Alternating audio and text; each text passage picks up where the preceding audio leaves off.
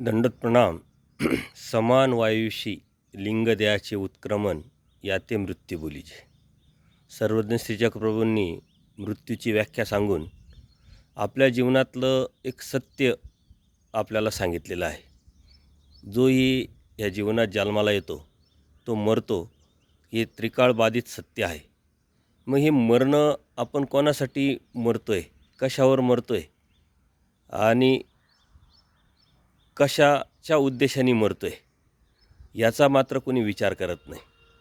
मरणं तर नैसर्गिक क्रिया आहे. प्रत्येक आलेला मनुष्य मरणारच आहे.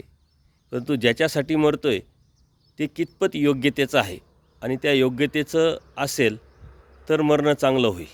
परंतु सर्वज्ञ श्रीचक्रप्रभू सांगतात, आता मर तर चांग.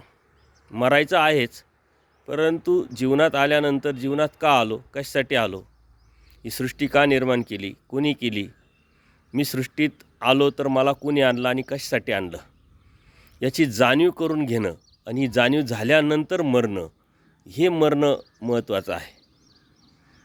कारण ज्या वेळेस आपल्याला ही जाणीव झाली की आपण कशासाठी आलो आणि आपल्याला कोणी आणलं आहे, त्यावेळेसचा तो जन्म आणि त्या उद्देशाने तो उद्देश, ते ध्येय नजरेसमोर ठेवून त्यावरती चालत राहणं आणि त्या चालता चालता त्या ध्येयापर्यंत पोचणं, हे म्हणजे मृत्यू.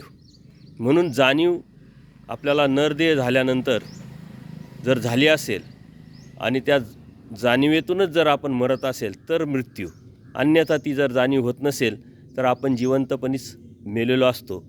म्हणून कोणासाठी मरण्यापेक्षा, त्या योग्यतेचं शोधण्यापेक्षा, परमेश्वर जो आहे की ज्यांनी सृष्टी निर्माण करून आपल्याला या नरदेहात आणलं, त्या परमेश्वराच्या प्राप्तीच्या उद्देशाने जीवन जगता जगता मरणं, हे खरं मरणं, आणि तरच आपल्याला परमेश्वर प्राप्त होऊ शकतो. दंडोत प्रणाम, दंडोत प्रणाम.